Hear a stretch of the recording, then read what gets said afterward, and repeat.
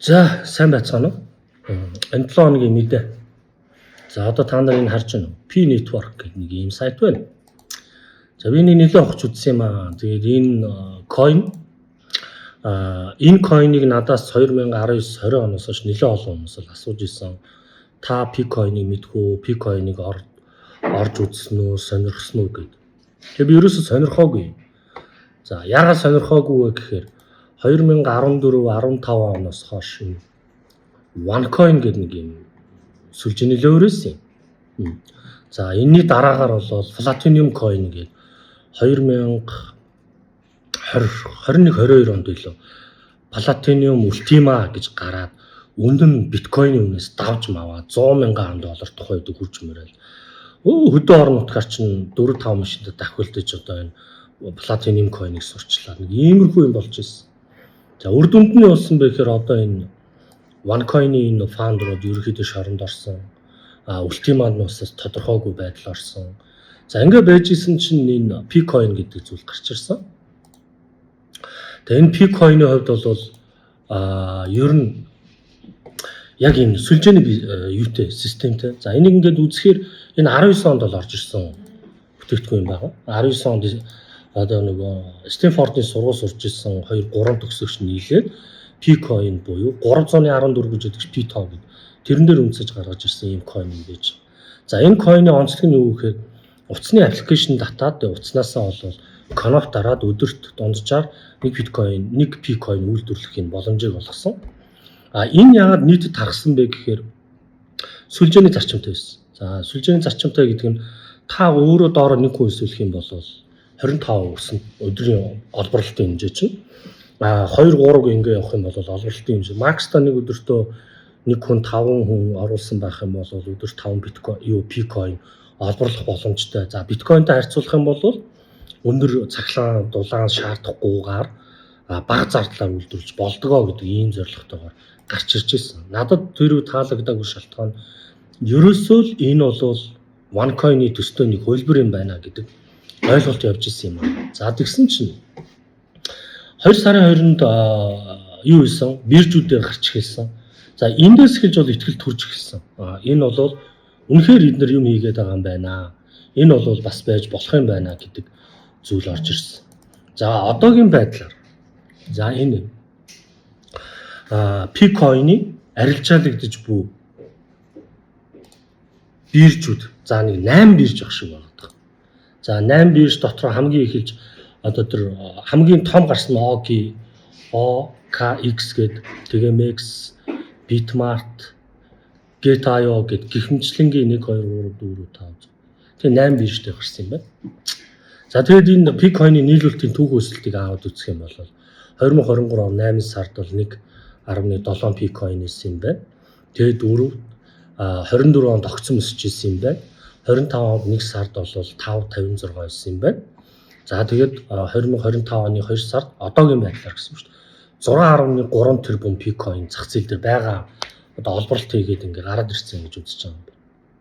Тэгэхээр энийг яагаад ярьж байгаа нэхээр энд маш олон монголчууд байдаг. P-coin руу орсон байж байдаг. Одоо орж арилж ирсэн байж байдаг. За энэ өсөлт одоогоор ингээ яваад үзэх юм бол за энэ одоо жишээ нь энэ MEX гэдэг бирж хийж байгаа. За энэ дээр орж ирсэн байсан.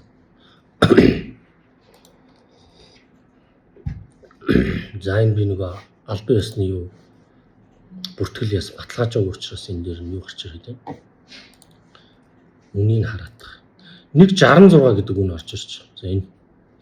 За энэ бол сайхан зүйл л дээ. Энэ 20-нд орж ирэл $2 хүрсэн. Одоо энэ үеч тийм $2 хүрээд доошоогоо 5 дахь өдөр гэхэд 0.64 мөрөөр ороод өнөөдрийн байдлаар 1.66 гэдэг энэ үн рүү орцсон явж байгаа. Энэ бол сайхан зүйл. Монголчууд бол эндээс мөнгө хийж болж байгаа. За энэ яагаад өсөж байгаа вэ гэж. За энэний өсөлтийн шалтгаан нь болохоор энэ сая Binance дээр 25 дахь өдөр шүү дээ. Юу явсан байдаг? Санал асуулга явсан. P-coin-ыг Binance руу листлэгдэх үү гэдэг судалгаа явсан. За би тэрэн дээр бол санал өгөхөд 86% листлэе гэдэг ийм санал орж ирсэн мэл. Тэгэхээр 26 онд листлэгдэх юм бол 27 онд энэ листлэгдэхин зөвшөөрөгдөх юм бол энэ coin дэш өснө. Маш өндөр өснө. Магадгүй 3 4 гэдэг ийм өсөлтийг хийх боломжтой байж. За тэгвэл нөгөө талаас хэдүүл аваад үзье л та. За энэ coin яг үн цэнтэй юу гэдэг асуудал. Алхэр үн цэнтэй вэ гэдэг. За бид нар бол биткойнтой харьцуулах юм бол биткойн бол хөрөнгө оруулалтыг хэрэгсэл хийж байна. Ер нь томоохон хөрөнгө оруулалтын сангууд, банкуд бол биткойныг бол авч хадгалдаг болсон байж. Тэгвэл P-coin бол тийм болох боломжтой гэдэг зүйл дээр ярьж байгаа. Одоо энэ бол ашигын түвшин юу вэ? Гаргаж хүмүүстэй гэхэд ер нь бол урт хугацаантай өгөөжтэй болохоос биш яг нөгөө фаундерууд бол ашиггүй гэдэг ийм зүйл бол ер нь бол экосистемийг бий болох явдал юм а гэдэг ийм тайлбарууд бол интернет орчинд бол байгаад байна. Яг өндөө бол бас тийм биш болов. Муугаар бодоход бид нар гаргасан койныхоо 20-30%-ийг бол өөрсдөө авч үлдсэн байна. Тэгээд зах зээл дээр үн өсгөхөд эдгээр тэрийг нийлүүлж бол үндсэн ашиг олох ийм зорилготой бол ажиллаж байгаа. Ер нь бүх койнууд бол тэгдэг. За тэгсэн зах зээлийнх нь хэмжээг нь харъя л да. За энэ бол 24 цагийн өдрөөр арилжаалагдсан биржүүдийн одоо тоо хэмжээ байна л да. За OX дээр болохоор энэ OKX дээр болохоор 3 сая байна. 2 сая, 500, 300, 200 гэх ингээд иймэрхүү дүнгээр бол арилжаалагдсан байна. Яг волюм хэмжээ бол бас тийм өндөр биш байгаа боловч өсөлт бол нэлээд өндөр гарч ирж байгаа ийм зүйл харагдаж байгаа. За тэгтэл яг албан бус мэдээлэлээр аваад үзэх юм бол нийтдээ 100 тэрбум P-coin гарна гэж тооцоологдож байгаа юм байна. Олборлолт нь. Үүнийх нь одоогийн байдлаар 6.3 тэрбум олборлогдсон. Тэгээ бодоод үз. Энийг ер нь цаашдаа үн өсгөх үү гэдэг дээр нийлүүлтийг хараад үзвэл маш том боломж бол байхгүй ч. Яагаад Binance эцсийн зогсоолё гэдэг шалтгаан тэр үеж. Нөгөө талдаа энийг яагаад өсгöd байгаа юм? Хүмүүс Binance дээр листлэгдээд зарах чаа. За би одоо крипто арилжаа хийж байгаа юм байна. За би энийг P-coin-ыг шууд Binance дээр листлэгднийг гингүү сонирхож үзэнгүүт 0.6-тай байж 0.66-тай. Миний зорилго бол би өөр бирж дээр 0.66 дээр аваад Binance руу листлэгдээд ийшээгээ ороод ирэнгүүт нь маш хурдан хугацаанд зарна. Тэгвэл энэ coin бусад энэ одоо юу гэдэг шинэ гарч байгаа. За энэ лист Binance-ийн шинэ листүүд гэж байна л да. Одоо энэ coin гэж байна. Энэ ч түрүү шинэ 7 хоногт орж ирсэн coin гэдэг баха. Бусдаас юугаар давуу талтай юм бэ гэж аваад үзье л. За ихэнх coin-ууд бол аюу байдаг. Нэгсэндээ үн зоогоод тэр үнэн дээрээсээ мөнгө босгоод тэргээрээ одоо white paper хөгжүүлдэг гэж. Гэтэл P-coin-ийн хувьд аваад үзэх юм бол энийг бид нар үнгүй үйлдвэрлэж байгаа. Зүгээр клик дараал юутай болчихж байгаа. P-coin-тэй өдөрт нэг P-coin-тэй болчихж байгаа.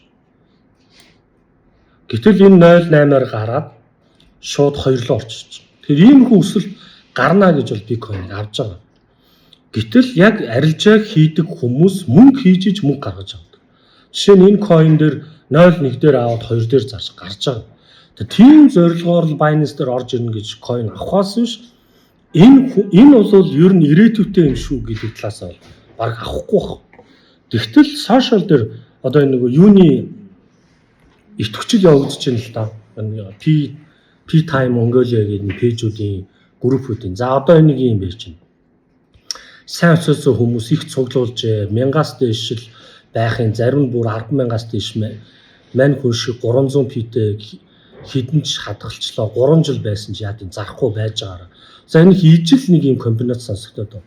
Би энэ хүү постуудыг 2021 онд IELTS дээр харж байсан. IELTS-ийн дэмжигчнэр гэдэг нэг юм ав дараа нь хадгал тэгээд эн чинь үн өснө бид нар бол нийлж байж энэ муусаа унгааж байгаа хүмүүсээс coin хамгаалах ёстой гэдэг юм бүлэг холбоо маягаар үүссэн байсан. Одоо IELTS-ийг дэмжигчдийн клуб гэж байсан. Яг тэр шиг сонсож байгаа. Энэ тийм болохгүй гэж амарсгүй.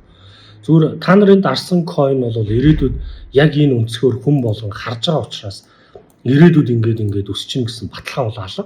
Тэгэхээр энэ бол маш том биднэрт боломж байна. Та нар олболсон coin-о ялангуяа Binance дээр хэрэв Binance дээр данстай болвол gas данс руугаа шилжүүлэх хийж маш урт хугацаанд шүү. Энэ арилжаа ерөөсөө нэг цагийн дотор болоод дуусдаг юм огцмос. Энийг барайл гараараа. Эсвэл бол Binance дээр энэ үнэн ижил явж байх юм бол тэр coin зараад ерөнхийдөө орхичих. Яг тэгэхээр ер нь ихэнх шинэ гарсан койнууд тийм л байдаг. Шалтгаан энэ койн биш, энэ токен. За тэгвэл бас нэг юм харуул. За энэ би нэг ийм сайт болж байна. Dixscreen.com гэдэг. За энэ бол крипто бас койнууд гаргадаг бүтээгдэхүүн. Энэ одоо ингээд одоо Gunners Loss гэдэг сүүлийн одоо тэдэн цагийн хугацаанд гарсан койн хэдийн хэмжээнийг арилжаалагдсан гэдэг. За энэ дээр ингээд ангууд маш их юм меме койнууд гарч ирсэн. Жишээ нь буушин Трампын хүүхдийн койн гараад ерөөсөө 1 минутын дотор 7 сая хувийн өсөлт хийгч. Тэгэхээр энэ яаж ингэж листлэгдэг вэ гэхээр одоо би энэ дээр койн гаргахаар бол ерөөсөө нэг $20 төлөөл нэг регистр бүглөөл тэгээд токен гарч койн биш токен шүү. Тэгэл энийг 10 минутанд одоо ийм хэмжээний волюм өрөх юм бол энэ листэнд ороод хүмүүс сонирхож аваад тэгэл тэр зарж байгаа мөнгө шууд минийх болоод ийм ашиг хийх боломжтой. Хэрвээ 10 минут дотор би энийг зарч чадахгүй шууд устгах ийм нөхцөлдөөр бирж байгаа байхгүй. Тэгэхээр энэ дээр маш олон спам биш. $20 төлөөд $200 олчих багаар отоход те $200 дээшээгээ 10-20 мянган доллар олчих гэж аягүй хүмүүс юм гаргадаг юм билээ. Тэрэнд нь нөгөө нэг бусад хүмүүс нь хохироод үлддэг. Зүгээр зохиомлоор ингэж койн үнийг өсгдөг. Нэг нь одоо юу гэдгийг шууд юу хийгээл нэг койн гаргаад хоёр талаасаа нэг нь өндөр үнээр авал нөгөөх нь зараад волюм өсгөл иш оргуунчст супер койн гэж давангууд шууд 10 минутанд өөрсдөө арилжааг зогсоогоол нөгөөний мөнгийг авсаалгах ийм. За би энийг яагаад ярьж байна гэхээр энэ яриад байгаа бүх токен энэ P гэдэг гарсан coin гэдэг энэ бас адилхан токен.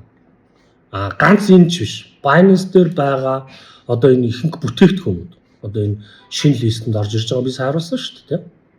Эдгээр бүгдээрээ токен. Ер нь үнц нь баг гэсэн, бодит үнц нь баг.